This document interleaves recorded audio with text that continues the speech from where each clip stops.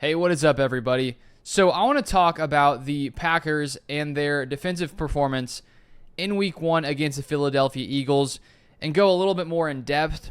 I, of course, gave my reaction video right after the game, but so much of the focus was on Jordan Love and his health. And luckily, now it seems that he should be back sometime in the next few weeks. Matt LaFleur even didn't rule out Sunday. So, that seems to be overall good news based on what could have happened. But when we look at this Packers defense, the entire offseason, I think that the defense was a big focal point because we saw what the offense could be last year. We saw how good Jordan Love was. We saw what he did against the Cowboys. We saw the final, 8-9 games, 18 touchdowns, 1 interception, getting the $55 million per year. And so I think in most of Packers fans' minds, the offense seemed to be pretty certain. We were pretty certain about what the offense could be. And the big question mark was, of course, and is, of course, the defense. Moving on from Joe Barry, bringing in Jeff Hafley. All offseason long, we talked about Jeff Hafley, what he potentially could bring, what his scheme could potentially look like. And now, after 1 week, we do have a little bit more information about this Packers defense. And before I get into this, it is important to note that just, basing a season off of one game, I think it's way too soon to take what happened on Friday against the Eagles on defense and just make some big assumption about what the entire year could be. But I still think that you can look at what happened and have concerns, because I do have lots of concerns about this Packers defense, which if some of these things aren't cleaned up, it could be a long season for the Packers defense against at least good opponents. So I want to bring lots of those points up and those concerns, but at the same time, make it clear that just because I have these concerns, it doesn't mean that the Packers can't figure it out and get adjusted. And maybe with it being the first week of the season, there's some rust. Maybe the corners aren't quite, ready to play in a full game and things like that. There's always that possibility, and you can see teams bounce back right after week 1, and so that could be a possibility. But to start off, I think one of the most concerning things about this Packers defense on Friday was the inability to really get Jaylen Herz to where he's getting pressured consistently. Clearly, the game plan was to contain Hertz, which the Packers did a very, very good job of. But I want to read some quotes from Packers players after the game about what the plan was for the defense in this game, which I think was somewhat clear, or we at least saw the result of the game plan with, their ability to hold Jaylen Herz somewhat in check in this game. But I got this quote from a Ryan Wood article on PackersNews.com, really great article. And first off, here's from LaFleur. He said, "They were having their way with us," LaFleur said. "I would say it felt like Jaylen had a lot of time to throw the football.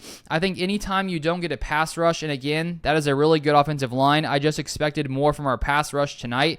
So LaFleur somewhat frustrated about the, not seeing the production from the pass rush. And then here's the quote I wanted to get to. Here it is. It says, from Kenny Clark, "Our plan," Clark said, "was to keep him in the pocket and let him beat us with the arm.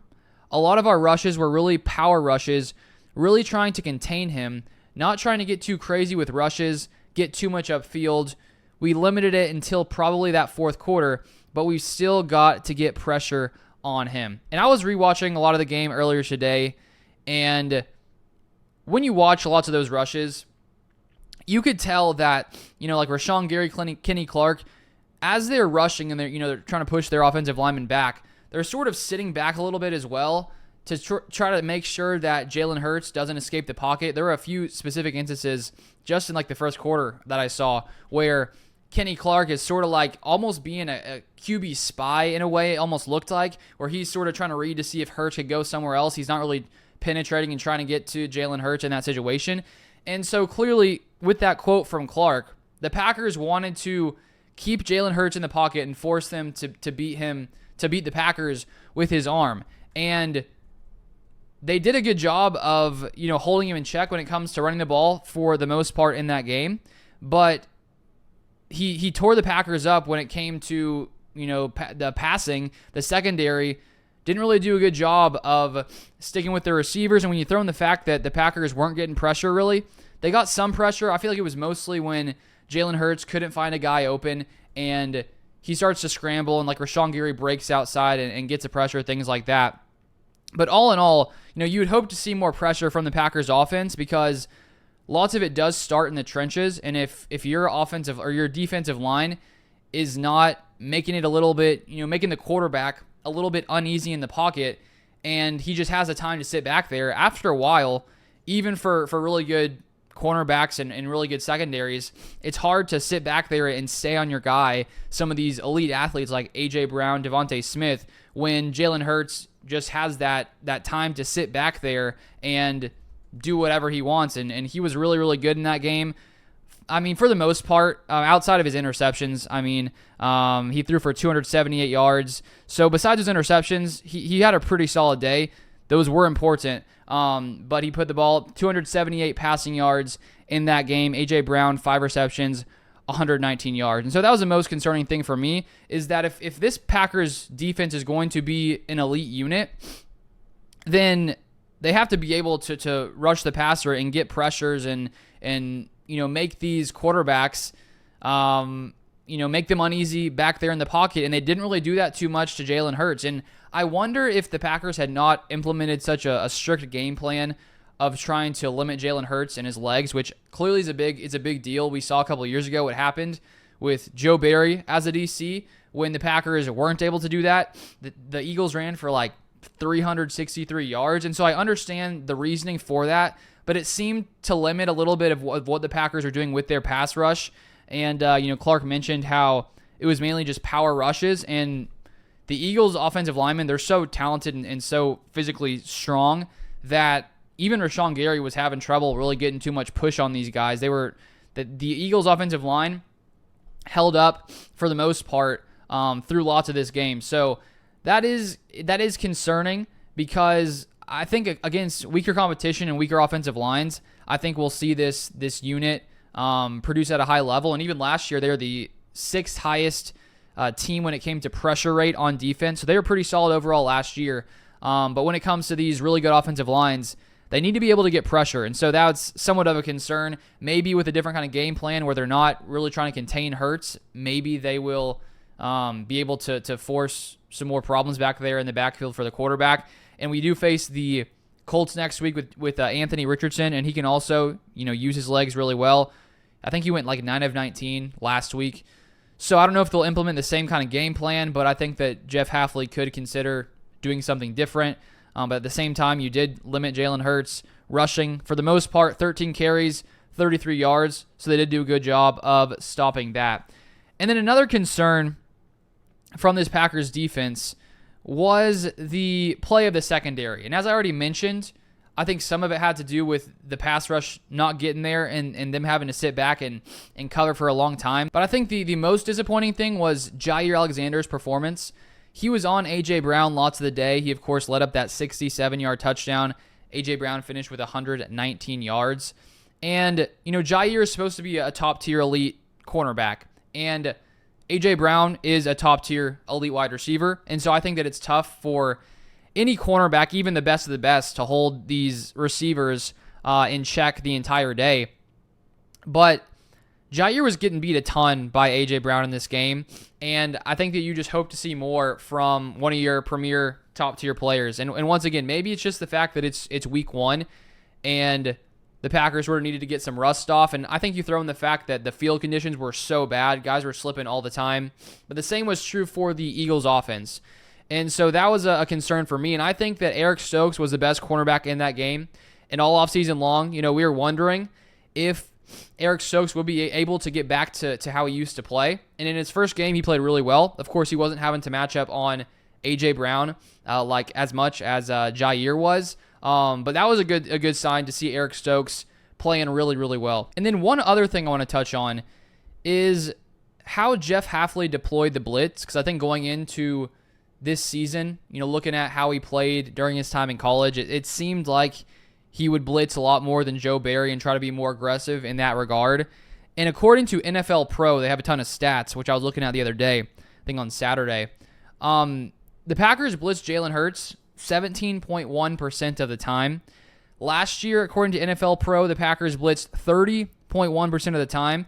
So in this first game, based on the Packers' averages last year, they blitzed 13% less in this first game, which last year, if this blitz rate were to, you compare it to all last season, if it would have been there in those ranks, it would have been 31st in blitz percentage in the NFL. So Jeff Hafley didn't really blitz much at all, less than Joe Barry in his first game as a Packers defensive coordinator, which somewhat surprised me just based on the aggressiveness talk. I thought we'd see more blitzes. There was a lot more cover zero blitzes. I read a great article from Dara Carragher of, I think it was on 24/7 Sports. He broke down the Packers and their scheme, and he brought up that stat about the cover zero blitzes. In this game, he did use a good amount, Jeff Hafley. It was about, I think, like close to half of what Barry did last year. So he is doing things a little bit differently, but overall, when it comes to blitzing, didn't really blitz Jaylen Herz too much. I thought we would have seen that because Jaylen Herz last season was about, when you look at passer rating, his passer rating was about 20 points less when he was blitzed. So I assume we would see more of that. We didn't. And when Jaylen Herz was blitzed, he went 6 for 7 and was really good against the blitz the other day. And so that was just something that surprised me overall. And then let me read you a few other stats that I found when researching on NFL Pro. So the Packers defense allowed 5.5 yards per play, which would have ranked tied for 24th in the NFL last season. And then here we have some stats when it comes to EPA, which is expected points added. It's like an analytics stat, which I think is a good indicator of how good you are in different areas. But they allowed an EPA per rush of minus 0.18, which last season would have tied for first in the NFL. So overall, it was a pretty solid day by the Packers' run defense, which I think is different than what we've seen in years past.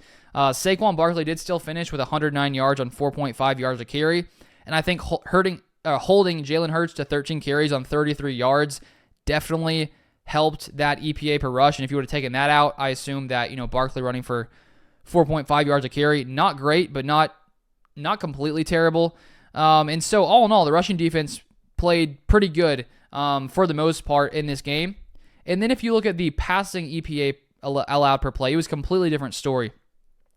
The Packers allowed an EPA per pass of 0.19, which would have been dead last in the NFL last season. So overall, according to EPA per play, really terrible pass defense, really good rush defense overall for the day. And so I want to see some better play from the secondary. I think Xavier McKinney was definitely the best player on the defense on Friday night.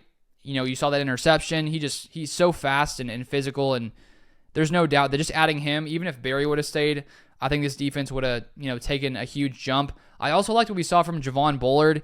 He is so fast and he can change direction so fast. There was one screen where he's coming downhill, cuts to the right. I mean, and he goes down, makes the tackle, and I think he's going to get really, really, much better as the season goes on. And then one thing I think the Packers may need to consider changing is Isaiah McDuffie just didn't have a good game. I think overall he was beat on that one touchdown pass to Saquon Barkley.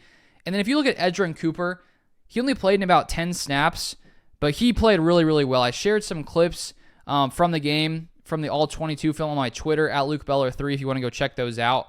But he just seems like he's really, really good, especially against the run. He seems to be, more physical and bring a little more physicality, I think, when they're running between the tackles than Isaiah McDuffie and Quay Walker. And so I think that the Packers need to use him more. And I saw a quote earlier today from Matt LaFleur that they plan to use him more. Let me read this here. This is a tweet from Matt Schneidman. It says, Matt LaFleur on rookie second-round linebacker Edan Cooper. I would anticipate him getting more time moving forward, end of quote.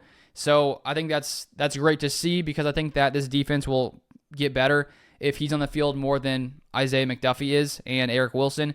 And I think all in all, Quay Walker, he didn't have a great day, but I don't think it was terrible, to be honest. And there was that one run that Saquon Barkley had, and sort of watching it live, it just looked like Quay completely got juked out by Saquon Barkley, and he sort of did. But if you also watch what happened the rest of that play, Kenny Clark, as I was watching it again this morning, he just got completely pushed down to the ground, completely out of his lane, and Saquon Barkley just had an easy run. Quay was sort of trying to cut it back to the right to maybe force it more towards Kenny Clark, it seemed, if he was there. But Kenny Clark was on the ground. I think that was maybe more so on Kenny Clark than even Quay Walker on that play. And I think that he's so fast that I think he's the best when he's, running sideline to sideline, chasing down runs to the outside, chasing down screens. And he's not terrible. I think, sort of coming more downhill, but I think Edan Cooper is much better in that regard, with runs between the tackles. And so I would like to see what would happen if we put out, Edan Cooper and Quay Walker out there in the nickel defense and instead of Isaiah McDuffie. I think that could lead to, a much more successful time against the run, against the pass. Because I saw a passing play where Edan Cooper was, fully locked up on his guy, tight end, tracked him down well. So I think there are some bright spots from this Packers defense, but overall, the fact that last year, Joe Barry, his worst game, the Packers allowed 34 points. And in Jeff Hafley's first game, they allowed 34 points. So I'm not super pumped based on this performance. It does concern me a little bit about the pass rush, does concern me a little bit about Jair Alexander, and I assume this defense will play much better against weaker competition. It does just worry me against some of these top-tier offenses. We need to see better play from them if we want to have an elite top-tier defense. And hopefully the Packers can figure things out. Maybe it was week 1 rust, I hope. But all in all, not the best start for Jeff Hafley and his defense. And I don't know how much is on Jeff Hafley, because when your guys aren't, covering great, when your defensive line's not getting pressure and you're missing a ton of tackles, how much can really go on the coach? So I wouldn't say it's like, oh no, Jeff Hafley's a terrible defensive coordinator. I just think these guys played a bad game. So there's probably blame for both, for the players and the defensive coordinator, but hopefully we'll see some adjustments and see this group improve as the weeks go by. So all in all, I want to give my grade, and I think because of the 3 turnovers, which I haven't mentioned yet, I'll sort of mention more of the concerns I had, but to see 3 turnovers was great. 2 interceptions, which last year the Packers had 7 total interceptions. So to see 2 in the first game, that is a great sign, because even if this defense isn't great and the offense is insanely talented with Jordan Love at the helm, which I think we saw besides a few mishaps and some bad throws from Jordan Love, I still think this offense is going to be one of the best. We can still make it far. We saw last year the Lions made it to the NFC Championship, had the 5th best scoring offense, had like the 23rd ranked scoring defense. So you can have a bottom tier defense and still be good, but your offense needs to be that much better. And so to see those turnovers, if we get that many turnovers every game, then this team should be very, very dangerous. I don't think you can bank on that every week, but to see Xavier McKinney's interception, Jair with a nice pick, that was a nice play by Jair there. I think that's a good sign. So that is a massive positive, along with some of those other negatives. So all in all, I'd probably have to do a C or C+. I'll go with C+ because of the turnovers force. Just wasn't great overall. When you allow 34 points, when you allow over 400 yards, it's just a bad performance all in all. So those are my thoughts. Let me know yours in the comment section down below. And if you want more Packers content, you can also follow me on Twitter @LukeBeller3. Make sure you have all the notifications so you don't miss any Packers news. But thank you for watching, and I'll see you guys next time.